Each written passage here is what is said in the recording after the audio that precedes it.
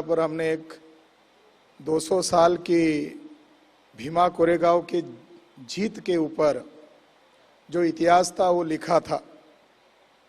साथियों, भीमा कोरेगांव और वडू बुद्रुक ये दो अलग अलग हिस्टोरिकल प्लेस है, मगर दोनों का भौगोलिक क्षेत्र अगर देखा जाए तो एक ही जगह है और दोनों के बीच में महज 2 या 2.5 किलोमीटर का केवल अंतर है। ब्राह्मण लोगों के दिमाग में क्या चलता है, तो ब्राह्मणों का चरित्र जो है वो धोखेबाजी का चरित्र है। जब छत्रपति शिवाजी महाराज की 300वीं जयंती महाराष्ट्र में मनाई जा रहे थे, तब बाबा साहब अंबेडकर को बदलापुर के लोगों ने शिव जयंती के उपलक्ष्य में भाषण देने के लिए बुलाया था और बाबा साहब अंबेडकर ने कहा था, पूना बदमाश ब्राह्मणों की बस्ती है। 1927 में उन्होंने कहा था। ये बात जेम्स लेन के सिलसिले में भी सामने आ गई। जो भांडारकर ओरिएंटल रिसर्च इंस्टीट्यूट के ब्राह्मण हैं, वो लोग अपने बुद्धि का, अपने ज्ञान का इस्तेमाल लोगों को जानकारी या सच्चा इतिहास बताने के लिए नहीं बता रहे थे और उन बदमाश ब्राह्मणों का चरित्र 1 जनवरी को भी सामने आया। और जैसा आज हम यहाँ सम्मेलन कर रहे, एक सभा ले रहे, प्रबोधन सम्मेलन कर रहे हैं, जो शनिवारवाड़ा पर होने वाला था, हमें मजबूरन यहाँ करना पड़ रहा है, तो वो जो पुराना उनका चरित्र वो फिर से सामने आया है। और आज हमारे कार्यक्रम को काउंटर करने के लिए भांडारकर ओरिएंटल रिसर्च इंस्टीट्यूट के ब्राह्मणों ने अलग से पुणे में कार्यक्रम रखा ताकि लोग यहाँ सच्चा इतिहास जानने के लिए न जाए। भीमा कोरेगांव का जो हिस्ट्री है, ये हिस्ट्री को हमारे लोग सही ढंग से जानने लगे हैं, इसलिए ब्राह्मण लोगों ने 200 साल की उपलक्ष्य में कुछ अफवाहें जानबूझकर फैलाई। वो अफवाहें क्या थी? पर्टिकुलर जब 200 साल का 1 जनवरी 2018 का समापन दिन था, उसके कुछ महीने पहले मिलिंद एकबोटे और मनोहर भिड़े, इन लोगों ने जगह जगह पर मीटिंग लेकर अफवाहें फैलाना शुरू कर दिया। जो उन्होंने पीछे से हमला किया और हमारा कार्यक्रम जब था तब हम पुणे में प्रेस कॉन्फ्रेंस के लिए गए थे और हमारी प्रेस कॉन्फ्रेंस का समय निकलता जा रहा था क्योंकि हमें 1 जनवरी के लिए ज़्यादा तैयारी करना था। पुणे के अंदर मिलिंद एकबोटे ने पत्रकार भवन जो था वहाँ पर वो प्रेस कॉन्फ्रेंस कर रहा था और मैं थोड़ा देर से पहुँचा। हमारे सीनियर साथी कुमार काले और हमारी A1 TV चैनल के लोग वहाँ गए थे और वो लोग भी पत्रकार के रूप में वहाँ बैठे थे। मनोहर भिड़े वो पत्रकार परिषद इसलिए ले रहे थे कि पत्रकार लोगों के माध्यम से, मीडिया के माध्यम से भीमा कोरेगांव के बारे में गलत बातें लोगों में डाली जाए और उन लोगों ने उसका वीडियो रिकॉर्ड किया। इन लोगों ने उसको ऐसे ऐसे सवाल पूछे कि मनोहर एकबोटे उसका जवाब नहीं दे पाए। यानी वो जो ब्राह्मणिकल माइंड है वो भीमा कोरेगांव के बारे में गलत सलत बातें बता रहे थे। उन्होंने क्या गलत बातें बताई? पहला मुद्दा ये था कि भीमा कोरेगांव की लड़ाई ये अंग्रेजों के जश्न के लिए मनाई जा रही थी। यानी ब्राह्मणों का भी व्हाट्सएप ग्रुप है, ब्राह्मणों की भी फेसबुक ग्रुप है और बम पुरंदरे 94 ईयर के ओल्ड हो गए हैं। उन्होंने एक बच्चे को कौस्तुभ को गौरव कौस्तुभ नाम का ब्राह्मण लड़के को सामने किया और उसके माध्यम से मुझे ऐसा लगता है कि बम पुरंदर ने वो लिख के दिया और उसका प्रचार उस लड़के के माध्यम से किया। 16 दिसंबर 2017 को ब्राह्मण्स लोगों ने ये प्रचार में लाया कि 1 जनवरी के दिन फटाके फूटने वाले हैं। सोशल मीडिया में गलत बातें फैलाई और ये प्रचार किया कि 1 जनवरी को फटाके फूटने वाले और उस दिन हमारा ब्राह्मणों का जश्न का दिन होगा। इसका मतलब है पर्दे के पीछे गलत बातें प्रचार करना और अंदर ही अंदर कोई हिंसा की तैयारी करना और वो अपने जाति बिरादरी को इंडिकेट कर रहे थे। साथियों, 1 जनवरी 2018 को जो युद्ध हुआ वो केवल अकेले महारों का जश्न नहीं था, बल्कि उसके अंदर बहुजन समाज के लोग थे। और उन बहुजन समाज के लोगों ने, मैं ऐसा मानता हूं, उनको जो प्रेरणा मिली होगी वो प्रेरणा छत्रपति शिवाजी महाराज से मिली है और वो प्रेरणा छत्रपति संभाजी महाराज से मिली है। वो जो जश्न हुआ है, हमारे लोगों ने जो लड़ाई लड़ी है, उनका सबसे ज्यादा अगर उनको खुशी हुई होगी तो भीमा कोरेगांव के नजदीक संभाजी महाराज, जो हमारे उस समय के सबसे बड़ा राष्ट्रीय नेता थे, उनकी हत्या इन पेशवा ब्राह्मणों ने की थी, उसका बदला उन लोगों ने लिया। छत्रपति शिवाजी महाराज का बदला उन लोगों ने लिया। और मैं सांस्कृतिक रूप से एक बात को उस उद्रेक और उस विद्रोह की वजह मानता हूं, और वो उद्रेक और विद्रोह की वजह है जो शनिवारवाड़ा के सामने बाजीराव पेशवा का पुतला है। उस बाजीराव पेशवा ने, उसकी जो एक औरत थी, छत्रसाल राजा के द्वारा उसको गिफ्ट में मिली थी मस्तानी से उसको जो औलाद हुई थी, उसको धर्म मान्यता लेने के लिए उसका उपनयन संस्कार वो करना चाहता था, मगर पुणे के ब्राह्मणों ने उसको मान्यता देने से इनकार किया। तब उसने उनको एक अभिवचन दिया कि तुम्हारे जो दुश्मन हैं महार, मांग और चमार, यानी अछूत लोगों के गले में हांडी मटका और पीछे झाड़ू लटकाऊंगा।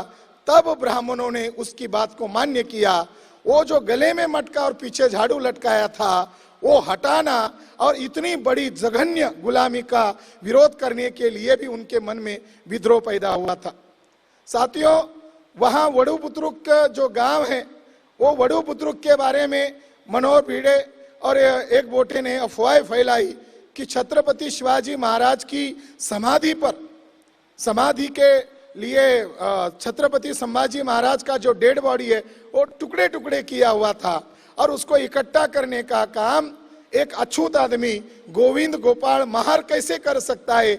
ऐसी गलत बातें जो इतिहास से तोड़े गए लोग हैं, आसपास के जो गांव है सनसवाड़ी, वडुबुद्रुक और अगल बगल के गांव है, वहां पर 1994 से लेकर उन्होंने एक इलीगल संस्था स्थापित की है, धर्मवीर संभाजी महाराज समिति। इसको इलीगल मैं क्यों कह रहा हूं, मैं आगे इसका सबूत दूंगा। मगर उन्होंने 1994 से लेकर गलत बातें फैलाई और उसका रिजल्ट वो 2001 में 2018 की 1 जनवरी को उन्होंने लाया। साथियों, एक बहुत बड़ा सवाल है कि संभाजी महाराज का और गोविंद गोपाल महार का क्या संबंध था। उन लोगों ने समाज में ये बातें प्रचार में लाई, और मराठा लोगों में जो इतिहास से तोड़े गए हैं, और उन लोगों ने भी कोई वेरीफाई नहीं किया है बात सही या गलत है। इसलिए लोगों के दिमाग में जो गलत बातें डाली गई, ये हमारे लिए बहुत बड़ी चुनौती था। तो हम लोगों ने उसके ओरिजिनल हिस्टोरिकल रिकॉर्ड, यहाँ तक कि संभाजी महाराज के जो खानदान के लोग थे, राजा राम महाराज, तारा रानी, और उसके बाद यहाँ पेशवा ब्राह्मणों का जो राज चलता था, उनके पेशवाओं के रिकॉर्ड, उन सारे रिकॉर्ड के हमने 10-12 सबूत इकट्ठा लाए, और उन सबूतों को आज हम सार्वजनिक कर चुके हैं। और ये सबूत ब्राह्मणों के लिए, यहाँ तक कि भांडारकर ओरिएंटल रिसर्च इंस्टीट्यूट और भारत इतिहास संशोधन केंद्र जो ब्राह्मणों की संस्थाएं हैं, वहाँ कोई इतिहास लिखा नहीं जाता, वहाँ इतिहास बिगाड़ा जाता है। उनके लिए भी हमारी आज ये चुनौती है। संभाजी महाराज और गोविंद गोपाल महार का अकाट्य संबंध है, और इस संबंध को कोई तोड़ा नहीं सकता और उसे कोई ठुकरा भी नहीं सकता। गोविंद गोपाल महार को यह जमीन दी गई थी। गोविंद गोपाल महार वहाँ साफ सफाई करते थे, वहाँ फूल पुष्पमाला अर्पित करते थे और दिया बत्ती लगाएंगे, ऐसा उनके वंशजों ने खुद उनके लिए सनद लिख के दिया। ये रिकॉर्ड है और इस रिकॉर्ड को कोई ठुकरा नहीं सकता, इसको कोई खारिज नहीं कर सकता। मगर जो आज दावा करते हैं संभाजी महाराज की समाधि स्थल पर कब्जा करने के लिए, उनका ड्यूअल कैरेक्टर है। वो क्या कहते हैं, वो 2 बातें फैलाते हैं। संभाजी महाराज की, शिवाजी महाराज की 2-2 जयंती मनाने वाले लोग तुलापुर का समाधि स्थल भी कहते हैं, और वडुबुद्रुक का जो जगह है उसको भी समाधि स्थल कहते हैं। दोनों में से एक बात झूठ हो सकती है और दोनों में से एक बात सच हो सकती है। सन 1945 में वासी बेंद्रे जो कायस्थ थे, वर्ण व्यवस्था में शूद्र है, इन्होंने उस झाड़ी झंकड़ में फंसा हुआ जो खंडहर बन गया था उसको खोजा और उसको हिस्टोरिकल रिकॉर्ड के आधार पर मान्यता दिया कि संभाजी महाराज का समाधि स्थल हम मान रहे थे, जहां उनका अंत्यविधि हुआ, वो तुलापुर की जगह हम मान रहे थे, मगर हिस्टोरिकल रिकॉर्ड के आधार पर अब मैं ये स्वीकार करता हूं कि वडू बुद्रुक ही असली समाधि स्थल है। आज जो एक बोटिया और ये तुलापुर की तरफ भी कब्जा किए हुए हैं और उसको भी समाधि स्थल कहते हैं और वडू बुद्रुक को भी समाधि स्थल कहते हैं। ये ड्वेल कैरेक्टर है। ये झगड़े लगाने के लिए उनका जो मानसिक चरित्र हमको समझना होगा। हमने ये ऐतिहासिक आधार पर सिद्ध कर दिया है कि संभाजी महाराज और महारो का बहुत नजदीकी संबंध है। संभाजी महाराज को निकालने के लिए रायगढ़ जो सुरक्षित जगह थी उसको बाहर निकालने के लिए ब्राह्मणों ने क्या योजना की, मुझे वो हिस्टोरिकल रिकॉर्ड देखकर मुझे बताते हुए खुशी होती है। छत्रपति शिवाजी महाराज के स्वराज्य में महारो का बहुत हिस्टोरिकल सहभाग रहा है। शायद इसी के कारण जितना छत्रपति शिवाजी महाराज को अछूत जातियों के प्रति हमदर्दी थी उससे भी ज्यादा संभाजी महाराज को थी। संभाजी महाराज को पकड़ने की वजह कौन बना है? एक अछूत आदमी बना है। क्यों वो वजह बना है? संभाजी महाराज को सुरक्षित जगह से अलग लाने के लिए, रायगढ़ से नीचे उतारने के लिए दो किसानों के अंदर झगड़ा चला। उस समय पाटिल की चलती थी और पाटिल की रेवेन्यू का पद था, उसका झगड़ा चल रहा था और वो जो ईमानदार महार था वो अपनी मालिक की वफादारी करते हुए वहां खड़ा था। तो उन लोगों ने शिरके वो अलग शिरके हैं और ब्राह्मण पुरंदरे और राजवाड़े और ये लोग जानबूझकर संभाजी महाराज को पकड़वा कर देने का काम उनके मामा ने किया, ये कहते हैं। और ये जो एक बोटे ने जब फसाद किया तो दूसरे दिन उसने केशव बलिराम हेडगेवार की तस्वीर वडू बुद्रुक पर लगाई। मैं आज इस सभा से ऐलान करना चाहता हूं कि छत्रपति संभाजी महाराज की बदनामी माधव के गोलवलकर ने जितनी की है उतनी शायद दुनिया में किसी ने नहीं की होगी। आरएसएस का सरसंघ चालक माधव गोलवलकर ने संभाजी महाराज की सबसे ज्यादा राष्ट्रीय लेवल पर बदनामी की है और वो बदनामी करने के लिए उन्होंने यहां तक फिल्मों और नाटकों का सहारा लिया। रायगढ़ला जेव्हा जाग येते, राज संन्यास, मोहित्यांची मंजुळा, ये जो फिल्म और ये नाटक और ये कादंबरी के माध्यम से इतनी अफवाहें, इतना प्रवाद समाज में खड़ा किया कि संभाजी महाराज यानी चरित्रहीन, व्यभिचारी, शराबी और उसने ही अपने बाप को जहर देकर मार डाला, केवल सत्ता के लालच में मार डाला। इस तरह की अफवाहें इन ब्राह्मणों ने की है और इसका साहित्य एक बोटिया और भिड़े प्रचार में लाते हैं। जो आरएसएस के ही ये लोग हैं, एक बोटिया और भिड़े कोई अलग नहीं है। उनका चरित्र है कि टेररिस्ट ग्रुप अंदर ही अंदर वो डेवलप करते हैं। मनोहर भिड़े आरएसएस का पूर्णकालीन प्रचारक था।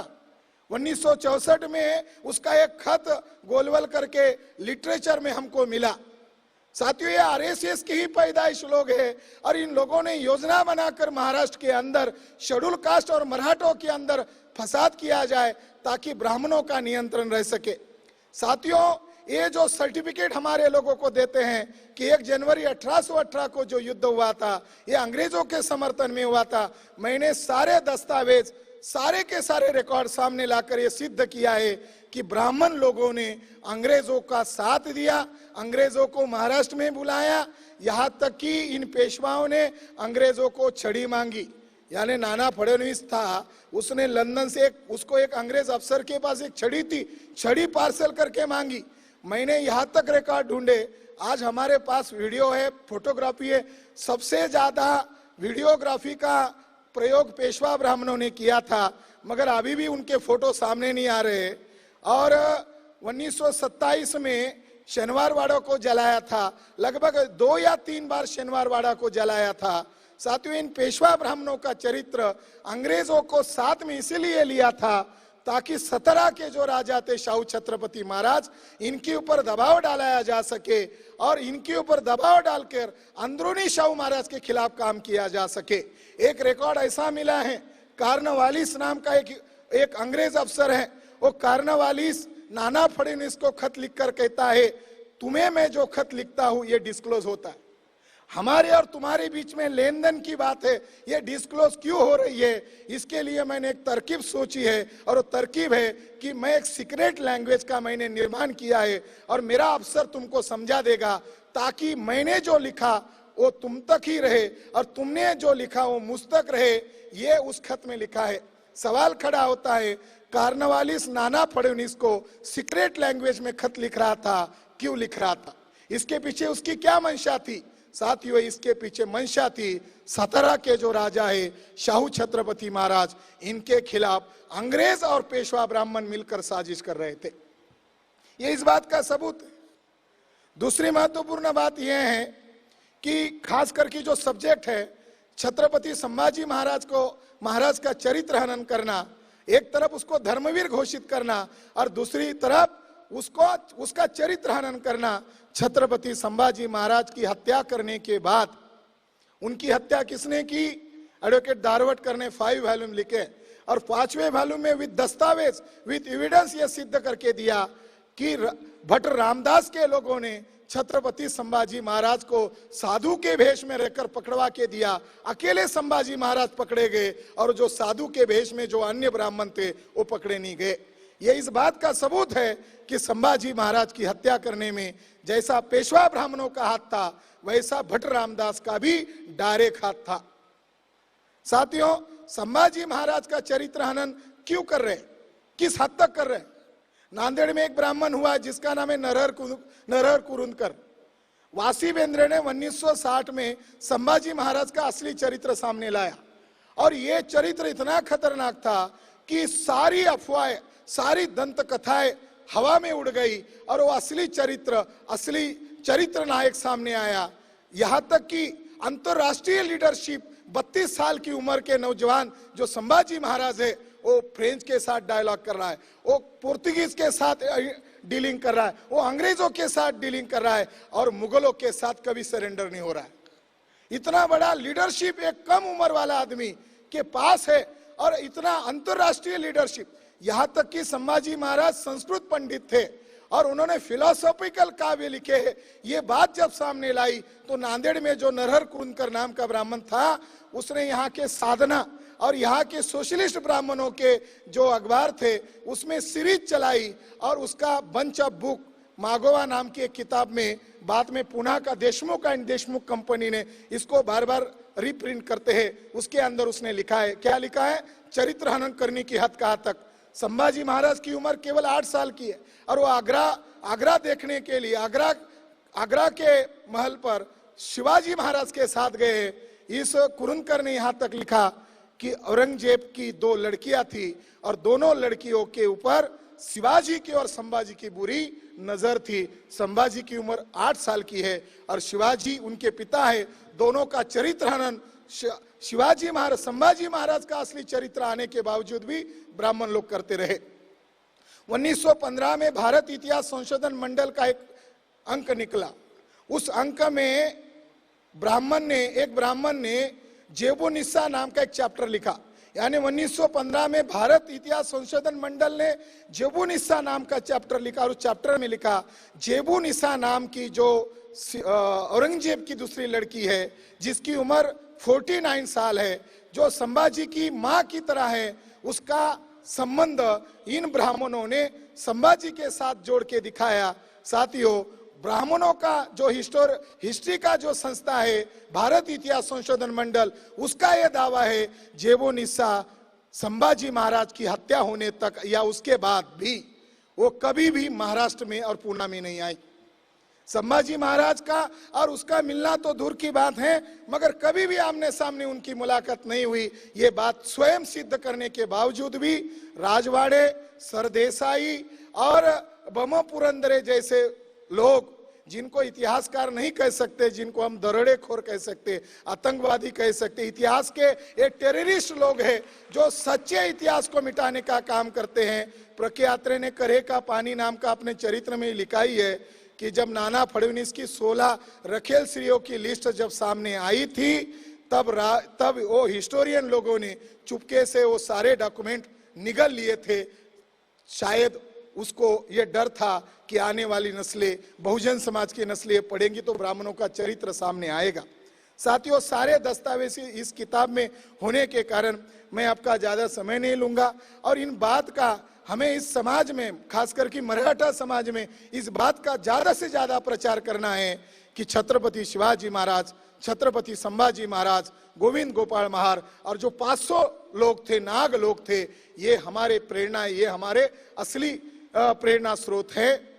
और इस मौके पर मैं एक बात का खुलासा करना चाहता हूं कि अंग्रेज लोगों ने उनके अंदर कुछ आदमी प्लांट किए थे और जो खास मास्टरमाइंड था उसका नाम था माउंट स्टुअर्ट एल्फिस्टन। एल्फिस्टन ने सारी व्यू रचना बनाई थी, उनके पास लोग भेजे थे। एल्फिस्टन का रिश्ता इतना क्लोज था बाजीराव के साथ कि बाजीराव के वहां जब वो आया था तो 3 दिन मेहमान था और 300 रुपए का महंगे कपड़े उसको गिफ्ट में किए थे। हर जगह खाना खाया था, लड़कियों का डांस देखा था। उस माउंट स्टुअर्ट एल्फिस्टन ने कुछ अपने ऑफिशियल रिकॉर्ड लिखे हैं, उसकी कुछ डायरिया हमें मिली और उसकी डायरिया और उसका ओरिजिनल स्रोत के आधार पर हमने ब्राह्मणों के बारे में उसका क्या कहना है, इतनी ही बात कहकर मैं मेरी बात को खत्म करता हूं। क्योंकि वो कैरेक्टर बिल्कुल मनोहर भिड़े को जो लागू होता है, वो कैरेक्टर एक बोटे को लागू होता है, वो कैरेक्टर दवे को लागू होता है और वही कैरेक्टर भागवत और फडणवीस को लागू होता है। उसने अपने ऑफिशियल डायरी में पेशवाई खत्म होते ही अंग्रेज हेडक्वार्टर जो था, ब्रिटिश हेडक्वार्टर को लिखकर यह अपना मैसेज दिया, या देशातील बहुतांश सर्वच व्यवहार ब्राह्मणामार्फत नियंत्रित केलेले आहेत। त्यांच्याबद्दल मिस्टर चॅप्लिन यांनी अचूक वर्णन केलेले आहे, ते म्हणजे ब्राह्मण लोक हे विचित्रपूर्ण, खोटारडे, दांभिक, भ्रष्टाचारी, व्यभिचारी आणि असभ्य वंशाचे लोक आहेत। मी चॅप्लिन यांच्या म्हणण्याला कॅप्टन ग्रँट यांनी पुढील शब्दात दुजोरा दिलेला आहे, जेव्हा त्यांच्याकडे सत्ता असते तेव्हा ते शांततेतही अस्वस्थ आणि पद्धतशीरपणे शोषणकारी असतात आणि साधारणपणे ते नेहमी असंतुष्ट वाटतात व आपण दगाबाज व देशद्रोही घोषित केले जाऊ या भीतीमध्ये वावरताना दिसतात। ते खूप अंध श्रद्धाळू आहेत आणि त्यांच्या जातीला इतके चिकटून असतात की ज्याचे उदाहरण जगात कुठेच सापडणार नाही। परंतु बऱ्याच विषयाबाबत ते सौम्य, सहनशील व हुशार असतात आणि बऱ्याचदा ते मोकळ्या मनाचे व बुद्धिमान भासवितात आणि तरी अप्रत्यक्षरित्या ते इतरांना पीडा देत असतात। तरी हे हिंसा व रक्तपात टाळतात। त्यांच्यापैकी बरेच जण सभ्य व प्रतिष्ठित जीवन जगतात आणि जरी ते हुशार परंतु अप्रामाणिक असले तरी ते काही जणांवर स्पष्ट व योग्य सल्ले घेण्यासाठी अवलंबून राहू शकतो। यानी ब्राह्मण नीचता का भी उच्चांक है। इसके बावजूद भी एल्फिस्टन कहता है कि इतना होने के बावजूद मैं कुछ ब्राह्मणों का सलाह ले सकता हूँ। ब्राह्मणों ने, अंग्रेजों ने यहाँ की पेशवाई खत्म होने के बाद अलग अलग लोगों का कैरेक्टर ढूंढा, इसमें मराठा लोगों का कैरेक्टर ढूंढा। वो कहते हैं कि मराठा बहुत ईमानदार है, सच के लिए वो अपने बेटी का खून कर सकते। दूसरा कैरेक्टर उन्होंने ढूंढा भिल्ल, रामोशी, वडार। ये कहते हैं कि ये लोग बहुत लड़ाकू है, ये लोग इकट्ठा हो सकते हैं, इसलिए इन्हें क्रिमिनल ट्राइब घोषित करे और इन्हें शराब में व्यस्त करे और ब्राह्मण नीच होते हैं। ये कैरेक्टर हमारे लिए ज्यादा महत्वपूर्ण है। अंग्रेज लोग यहाँ पर राज करना चाहते थे और अंग्रेज लोगों ने पेशवाई खत्म नहीं की, वो केवल शिफ्ट की और उत्तर भारत में डाल दी और उत्तर भारत में ब्रह्मवर्त में पेशवा ब्राह्मण वहां रहा और आखिर में उसने लो नाम का कैप्टन था, मरने के पहले उसको आशीर्वाद देते हुए बाजीराव ने कहा कि तू अगले जन्म में तुम अंग्रेज लोग ब्राह्मण के रूप में पैदा होंगे। साथियों, ब्राह्मण और अंग्रेज लोग यहाँ पर वर्चस्व स्थापित करने की लड़ाई लड़ रहे थे। हम इस रिसर्च से ये साबित करना चाहते हैं कि हमारी भी एक लड़ाई चल रही थी और वो लड़ाई का बीज 1 जनवरी 1818 को डाला गया और वो लड़ाई थी जब तक अंग्रेज भारत में है तब तक हमें जल्दी करके अंग्रेजों की गुलामी के पहले ब्राह्मणों की गुलामी से आजाद करना चाहिए। अंग्रेज चले गए और हमारी गुलामी आज भी बरकरार है। इसलिए वर्तमान पेशवाई के खिलाफ हमें एक होकर आवाज उठानी होगी। मुझे बहुत खुशी हो रही है। धन्यवाद। जय जिजाऊ, जय मूल निवास। समता स्वतंत्रता। Subscribe and press the bell icon for latest update. ऐसे राष्ट्र का निर्माण।